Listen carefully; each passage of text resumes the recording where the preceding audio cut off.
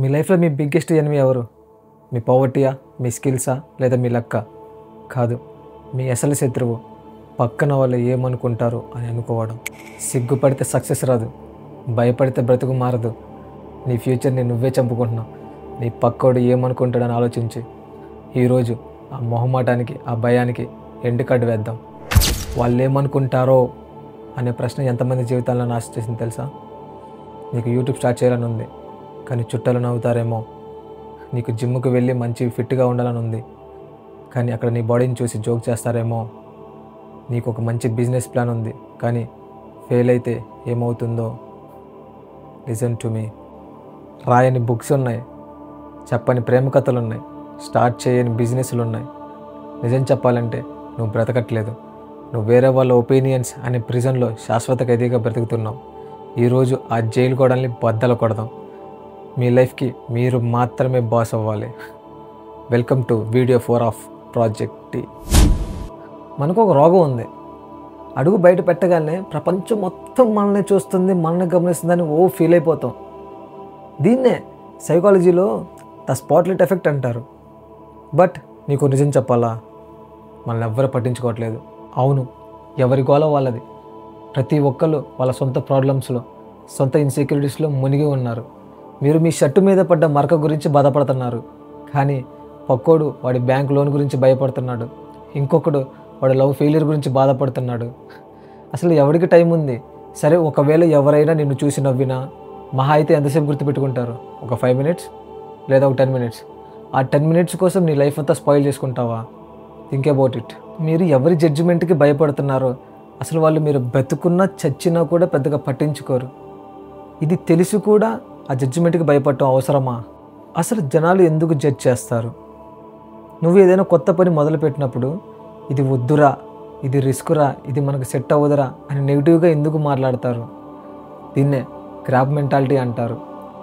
ఒక బకెట్లో పీతల్ని వేస్తే ఒక పీత ఏదైనా సరే ఆ బకెట్ పైకి వద్దామని ట్రై చేస్తుంటే మిగతా పీతలన్నీ కలిసి దాన్ని కిందకి లాగేస్తాయి.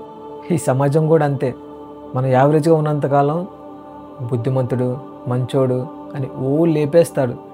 బట్ ఎప్పుడైతే నువ్వు ఆ యావరేజ్ గీతను దాటి బయటికి రావడానికి ట్రై చేస్తావో అప్పుడు విమర్శలు మొదలవుతాయి. వీడికి పిచ్చి పట్టింది, వీడు ఏదేదో చేస్తున్నాడు. గమనించండి, ఇది వాళ్ళు మిమ్మల్ని ప్రేమించి చెప్పే మాట కాదు, ఇది వాళ్ళని వాళ్ళు ప్రొటెక్ట్ చేసుకోవడానికి చెప్పే మాట.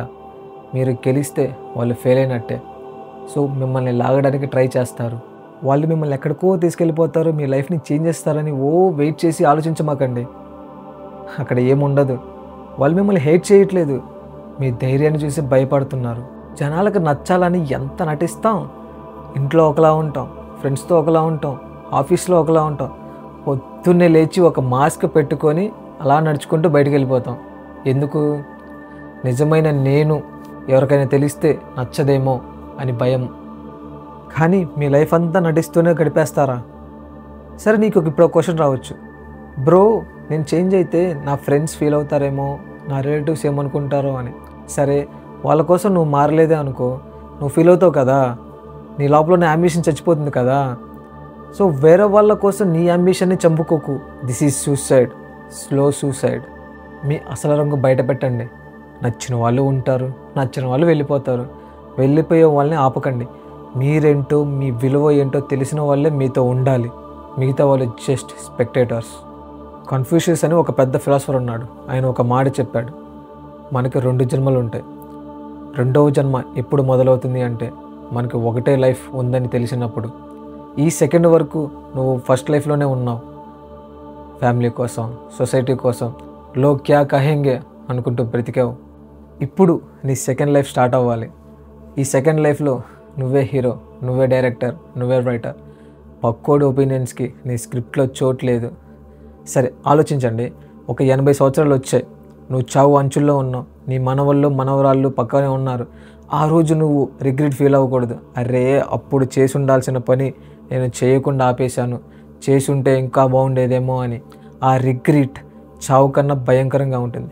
నువ్వు ఎవడి ఒపీనియన్ కోసం అయితే ఆలోచిస్తున్నావో ఆ రోజు వాడు నువ్వు చచ్చిపోయిన తర్వాత వచ్చి పూలదండ వేసి బిర్యానీ తినేసి వెళ్ళిపోతాడు. అంతే. దీనికోసమా నువ్వు అంత సాక్రిఫైస్ చేస్తుంది? Life is two short to be scared my friend. So ఈరోజు ప్రాజెక్ట్ డి ఛాలెంజ్ ఏంటంటే, ఈ వీడియో అయిపోయిన తర్వాత నీకు ఏదైనా చేయాలని భయంగా ఉంటే ఆ పని చేసేయండి, ఆ వీడియో పోస్ట్ చేయండి, ఆ డ్రెస్ వేసుకోండి, ఆ బిజినెస్ స్టార్ట్ చేయండి. జనాలు నవ్వుతారా? నవ్వనివ్వండి.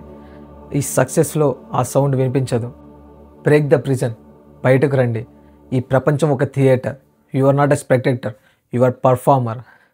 అడిగేవాడికి కాదు, ఆడేవాడికే ప్రపంచం సొంతమవుతుంది. This is reality. This is project D.